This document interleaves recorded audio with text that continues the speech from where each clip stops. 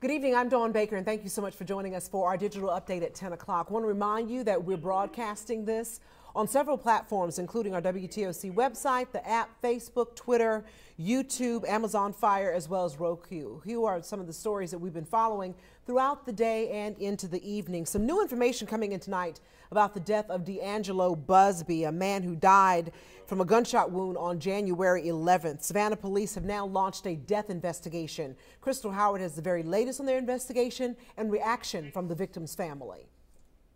When we first asked police about this shooting, they told us it was self-inflicted. More details came out, and the reports say it is now a death investigation. I see them bring out the gurney, and I see my baby.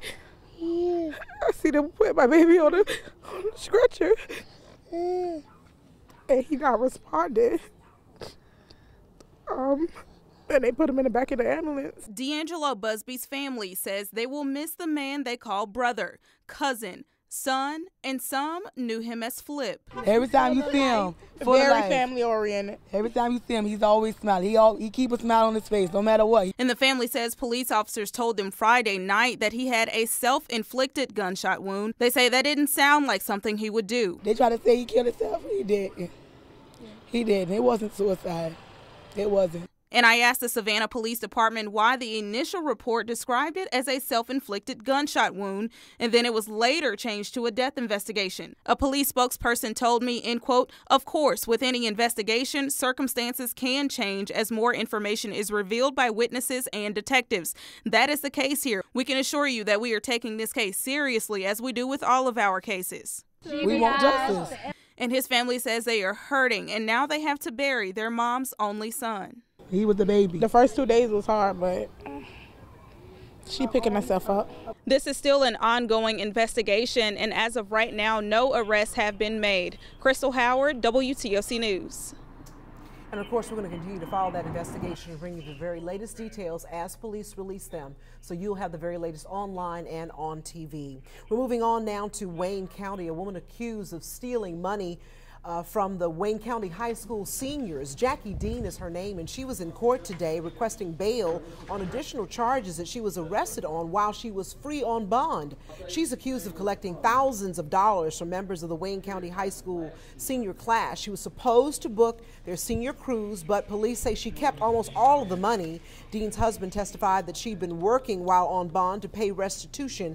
The judge granted her a $20,000 bond, but restricted her from having any contact with the victims and the community, and also they told her to stay away from the victims as well. We'll continue to follow that story and also let you know the very latest. And also, one more point I want to remind you of how good that community has been to those students. They collected enough money so that the students could go on a cruise. Maybe not the cruise they intended, but they were able to go on a cruise when they graduated from high school. And an after-school fight in Effingham County on a school bus led to a large number of police in that community on yesterday. Our phones were ringing off the hook with people asking what was going on. Sean Evans got some new details from the sheriff's office about that incident, and he has the very latest from them, as well as a parent who was waiting at the bus stop this afternoon. Obviously a much different situation out here at the intersection of Howard and 7th Streets, just outside of downtown Rincon, where yesterday police from multiple agencies responded after a fight broke out on a school bus. A couple of boys started fighting on the school bus yesterday. Peter Johnson's wife was actually the one waiting here yesterday when this scene, sent to us from a viewer's cell phone, unfolded on a neighborhood street Johnson says is normally quiet. According to the Effingham County Sheriff's Office, Rincon police and sheriff's deputies responded, adding officers were familiar with the students involved in the fight. As officers and deputies looked around and spoke to people living nearby, witnesses identified the students involved and also said they heard gunshots nearby around the time of the fight.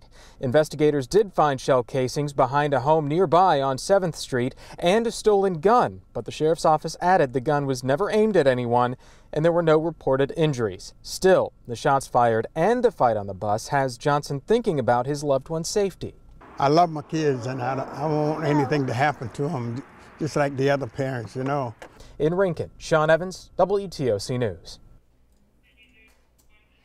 And again, we'll also continue to follow that case for you and bring the very latest as it becomes available from police. We also want to say thank you again for joining us, and also say hello to a few people: Susie Johnson and Alex Smith, James Struck, producer Willie Ron. Susie Johnson says it's so sad, talking about the family, of course. In that first story we were bringing you about the young man who was killed and police are investigating here in Savannah.